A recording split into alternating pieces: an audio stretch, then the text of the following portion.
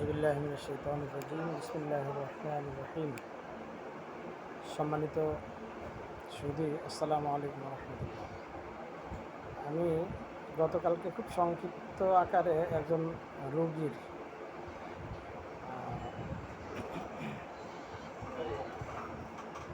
গ্যাস্ট্রাইটিসের ব্যাপারে আলোচনা করছিলাম। আজকেও এরকম একজন রোগীর আলোচনা করব। রোগীর বাড়ি হচ্ছে আনোয়ারা। একদিন, বেশ কিছুদিন আগের কথা এটা, ওনার হাজব্যান্ড একজন বড় একটা আনোয়ারাতেই একটা মাদ্রাসার মোহতামিম, আমার কাছে আসছেনও হাটহাজারী মাদ্রাসার বড় একটা মাদ্রাসার মোহতামিম হিসাবে রেফারেন্স। আসার পরে রাত অনেক, আমি চেম্বার বন্ধ করে অলরেডি চলে গেছি। ঠিক তখন এসে সে ফোন করছে আমাকে যে, স্যার আমি আনোয়ারা থেকে আসছি, যদি একটু কষ্ট করে আমাকে দেখা দিতেন, সাক্ষাৎটা করতেন, আমার জন্য ভালো হতো। তো আমি খুব বেশি দূরে যাই না, কাছাকাছিতেই ছিলাম। আমি আসলাম, আসার পরে ওনার কথা শুনলাম। মূল কথা যেটা, সেটা ওনার ওয়াইফের গলায় কাটা বাজছে এবং বিভিন্ন জায়গা থেকে কলা পড়া, তারপরে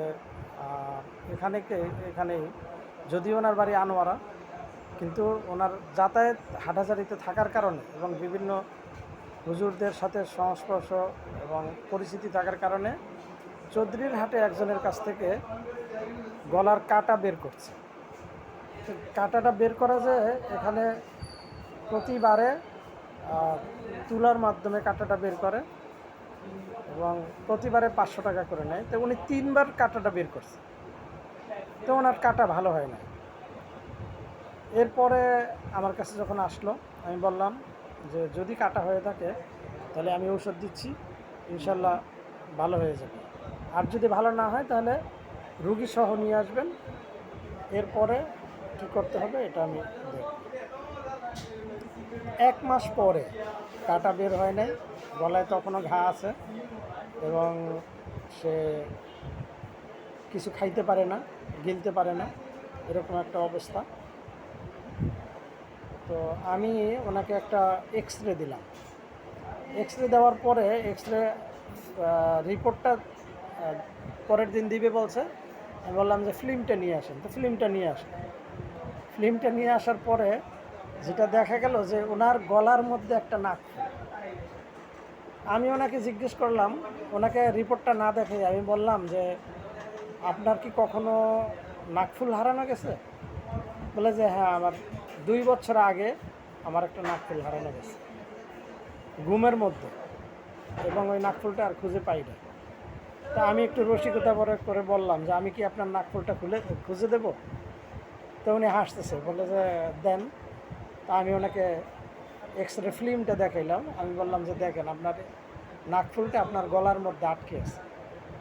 তো আমরা অনেক সময় বিভিন্ন রকমের গলার ঘা, আলসার, বিভিন্ন কারণে এটাকে একটা যেটা সমস্যা, ওইটা মানে আইডেন্টিফাই করতে না পারার কারণে ভুল চিকিৎসা হয় বা অপচিকিৎসা হয়। তো উনি 2 বছর পর্যন্ত এই গলায় নাকফুলটা নিয়ে কষ্ট করছেন এবং প্রতারণার শিকার হয়েছেন। বারবার উনি কাটা তুলছেন, 3বার, ওনার বর্ণনা মতো উনি 3বার কাটা তুলছেন এবং প্রতিবারে 500 টাকা করে উনি 1500 টাকা দিচ্ছেন। এবং এই 2 বছরে উনি অনেক ডাক্তারের কাছ থেকে ঔষধ খাইছে, চিকিৎসা নিয়েছে।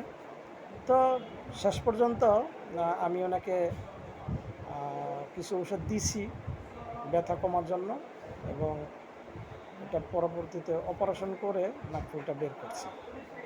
তো আমরা অনেক সময় যেই ঘা হওয়ার কারণ বা গলা ব্যথার কারণ অথবা পেটে ব্যথার কারণ, মাথা ব্যথার কারণ, যেটাই আমাদের রোগ হোক না কেন, আইডেন্টিফাই করতে না পারার কারণে অনেক সময় ভুল চিকিৎসা হয়। তো এই জন্যই মাঝে মাঝে আমাদের পরীক্ষাও দিতে হয়, পরীক্ষা করাইতে হয়। এবং যদি রোগটাকে চিনা যায়, এই কথাটা আমি সবসময়ই বলি যে রোগটা কি এবং কেন এই সমস্যাটা হইল, তাহলে রোগটা রোগ হওয়ার কারণটাকে আইডেন্টিফাই করতে পারলে 50% আপনি মনে করবেন যে কিউর হয়ে যাবে। বাদ বাকিটা আল্লাহ তাআলার রহমত এবং ঔষধের উপরে নির্ভর করে। তো সবাই ভালো থাকবেন এবং অভিজ্ঞ ভালো চিকিৎসকের পরামর্শ নেবেন, সুস্থ থাকবেন। আসসালামু আলাইকুম।